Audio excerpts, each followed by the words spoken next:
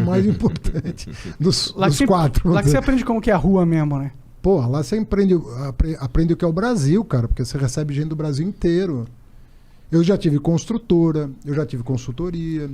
Antes de entrar na política, a tabela da FIP, sabe? A tabela da FIP foi eu que fiz. Sério? É. Caralho! Eu fiz uma consultoria para seguradoras e criei aquela tabela para você poder contratar o seguro com base nela. Caraca, que foda, cara! Que maneiro. É, não fazia a menor ideia disso. Também. Eu comecei vendendo pipa na feira, lá perto de casa.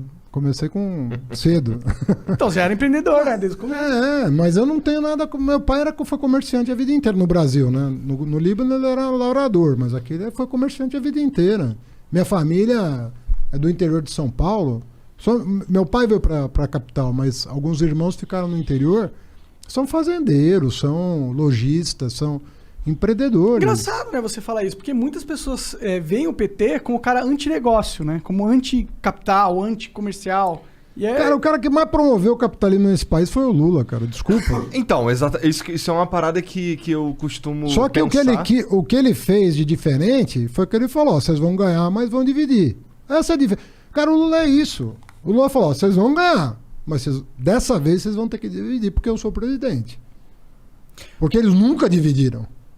Nunca dividiram. Na época do regime militar, o Brasil cresceu pra caramba, cara. Depois do golpe. Sim. Cresceu, teve fase de crescimento. Pergunta se dividiu. Pergunta se educou. Pergunta se deu uma bolsa para um pobre estudando numa universidade. Não. Era tudo para meia dúzia, para um terço, né?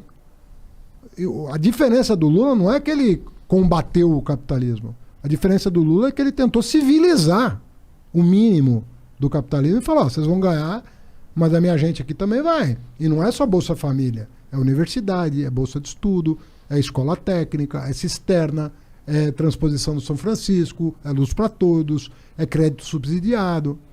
Onde foi que o PT se perdeu, cara? Cara, eu acho ali... Foi uma conjunção de fatores, né? Eu acho que o Brasil se perdeu. Eu responderia a pergunta assim, onde é que o Brasil se perdeu? O que aconteceu?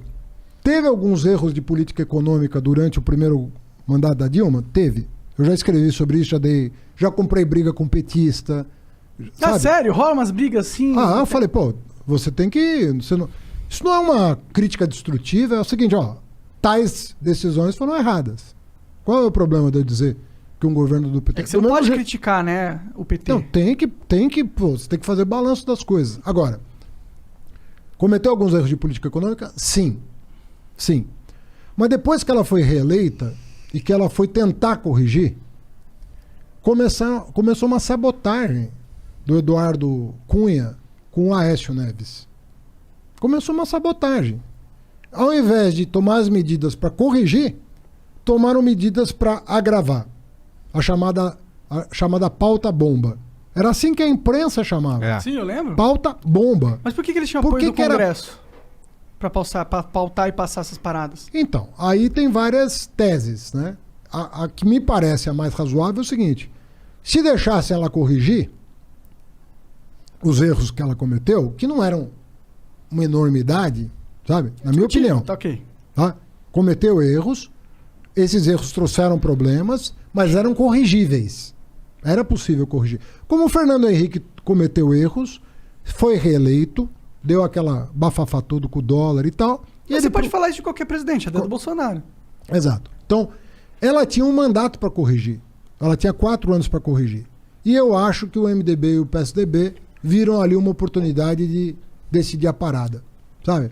Falar, se deixar 4 anos, o PT pode corrigir e em 18 vai estar o Lula aí, o Lula vai estar, entre aspas, disponível, ele volta para o poder. Então eu acho que eles ali deram um bote. Mas você tá, sabe? ok. Viram a oportunidade de dar um bote. Mas você não pode jogar tudo no colo dos caras, tá ligado?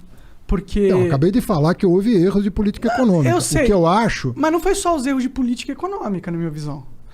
Erros até de comunicação. Tipo, bom. A Dilma... Claro, não. Desculpa, petezada que tá... Mas a Dilma era muito ruim falando, sabe? Ela não passava a credibilidade de um líder sério. E pelas histórias que a gente ouvia, ela tinha dificuldade até de liderança mesmo, de lidar com o dia a dia com as pessoas ali, né? E outra, tem uma parada que o PT, que você não pode negar isso, eu pode, se quiser, na verdade, mas eu acho que pra mim é inegável que tem um problema do PT que vai além da Dilma como presidente e dos erros econômicos cometidos durante a presidência. Vai de um erro de estrutura de poder, de estrutura de partido, do que o partido representa. Qual que é? Você falou que tem um projeto, que tem que ter um projeto. E eu acho que foi exatamente ali que o PT se perdeu, na minha visão. Que o projeto de país que o PT tinha se confundiu. Porque ele esqueceu de perguntar se o país queria esse projeto, entendeu? Cara, eu acho que queria, porque o Lula saiu de lá com 87% de aprovação pelo Ibope e 83% pelo Datafolha. E é quando os caras falam da situação macroeconômica daquela época, que o Brasil estava exportando um absurdo, era dinheiro entrando pra caralho. O Brasil foi considerado o país mais bem sucedido no enfrentamento da crise financeira de 2008. Isso não sou eu que estou dizendo, é The Economist. O Lula foi aplaudido em 2010, quando deixou a presidência, como um cara que enfrentou a crise de 2008 da maneira mais assombrosa possível. Desculpa ser chatão, mas aqueles caras... Tem um argumento que o que o Lula fez foi o seguinte: ele expandiu o crédito absurdamente. Sim. Então ele fez com que a disponibilidade... Não foi absurdamente, expandiu o crédito, mas não, absurdamente. Bom, o argumento que usa é que é absurdamente, porque é nocivo, a ponto que você cria um endividamento muito grande da população. O Brasil e depois ele não consegue pagar. É dos países que menos utiliza o crédito como alavanca, até porque os bancos são tão concentrados que a taxa de juro aqui pro tomador é um absurdo. Mas mesmo agora